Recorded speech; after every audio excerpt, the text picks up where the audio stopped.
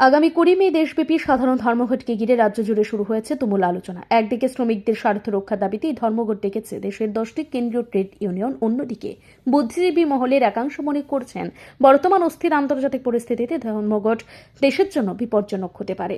Agartala press ক্লাবে CPIM এর উদ্যোগে ধর্মঘট সমর্থনে একটি কনভেনশন অনুষ্ঠিত হয়। এই কনভেনশনে উপস্থিত হয়ে সিপিআইএম এর রাজ্য সম্পাদক পার্থ কর্মকার বলেন, দেশের শ্রমিকদের সামনে আজ ভয়াবহ সংকট। কেন্দ্রীয় সরকার একের পর এক শ্রমিক স্বার্থ বিরোধী সিদ্ধান্ত নিচ্ছে। লক্ষ লক্ষ শূন্যপদ থাকা সত্ত্বেও নিয়োগ হচ্ছে না। উপরন্তু একাধিক সরকারি প্রতিষ্ঠান বেসরকারি হাতে তুলে দেওয়া হচ্ছে। এআইসিসিটিইউর আয়োজিত এই কনভেনশনে বলা হয়, শ্রমিকদের কাজের সুযোগ যেমন কমছে, তেমনি বেকারত্ব বাড়ছে। এই পরিস্থিতিতে শ্রমিকদের ঐক্যবদ্ধ করাই ধর্মঘটের মূল উদ্দেশ্য। 10 লক্ষ কোটি টাকার সংস্থান রাখা হয়েছে। আগামী 5 বছরে দেশের সমস্ত সরকারি আধা সরকারি ক্ষেত্রকে বিক্রি করে দেওয়া হবে। আমার টেলিকম, আমার বন্দর, আমার সমস্ত যে সরকারি ক্ষেত্র আছে সেগুলো বিক্রি করে দেওয়া হবে। কাজেই এই বেসরকারীকরণ বন্ধ করতে হবে। বেসরকারীকরণ কর্মসংস্থানকে ধ্বংস করেছে, সংগঠিত শ্রমিক ক্ষেত্রকে ধ্বংস করে এটাকে ইনফর্মাল সেক্টরে পরিণত করেছে।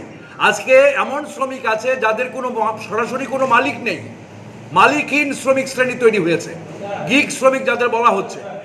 হ্যাঁ, এছাড়া যারা প্রকল্প শ্রমিক আছে তাদেরকে তাদের শ্রমের অধিকার। আজকে ঐতিহাসিক মে দিবস, আজ থেকে 135 বছর আগে আমেরিকার শিকাগো শহরে শ্রমিকরা রক্ত দিয়েছিল 8 ঘন্টা কাজের দাবিতে। আজকে বিজেপি সরকারের আমলে আমরা দেখতে পাচ্ছি যে এখন 12 ঘন্টা 14 ঘন্টা করে কাজ করতে হচ্ছে। আবার 8 ঘন্টা শ্রমের দাবির যে প্রাসঙ্গিকতা, মে দিবসের প্রাসঙ্গিক। এই ধর্মঘটের পেছনে রয়েছে মোট 17 দফা দাবি, যার মধ্যে উল্লেখযোগ্য হল সরকারি শূন্য পদে অবিলম্বে নিয়োগ, সরকারি দপ্তর বেসরকারীকরণের বিরোধিতা, শ্রমিকদের সামাজিক নিরাপত্তা, মূল্যবৃদ্ধি ও কর্মসংস্থান ইস্যুতে কার্যকর পদক্ষেপ। তবে প্রতিবেশী দেশ, জঙ্গি কার্যকলাপ এবং সাম্প্রতিক উত্তপ্ত পরিস্থিতির প্রেক্ষাপটে এই ধর্মঘটের যৌক্তিকতা নিয়ে প্রশ্ন তুলেছেন রাজ্যের একাংশ বুদ্ধিজীবী। তাদের মতে এই মুহূর্তে দেশের স্বার্থ সবচেয়ে গুরুত্বপূর্ণ। শ্রমিক স্বার্থে ধর্মঘট হলেও তা যদি সামগ্রিকভাবে দেশের ক্ষতির কারণ হয় তবে তা পুনর্বিবেচনা করা উচিত।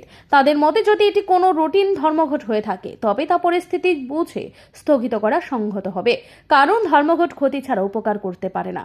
এই বক্তব্যকে সামনে রেখে ধর্মঘটের প্রভাব বিশ্লেষণ এখন সময়ের দাবি। 20 মে সাধারণ ধর্মঘটে যে কেবল শ্রমিক স্বার্থ নয়, বরং জাতীয় স্বার্থ বনাম শ্রমিক অধিকার, এই দুইয়ের টানাপোড়েনেও পরিণত হয়েছে তা বলাই যায়।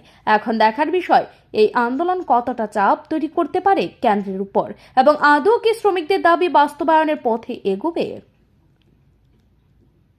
ব্যুরো রিপোর্ট, ঋদ্ধি নেটওয়ার্ক।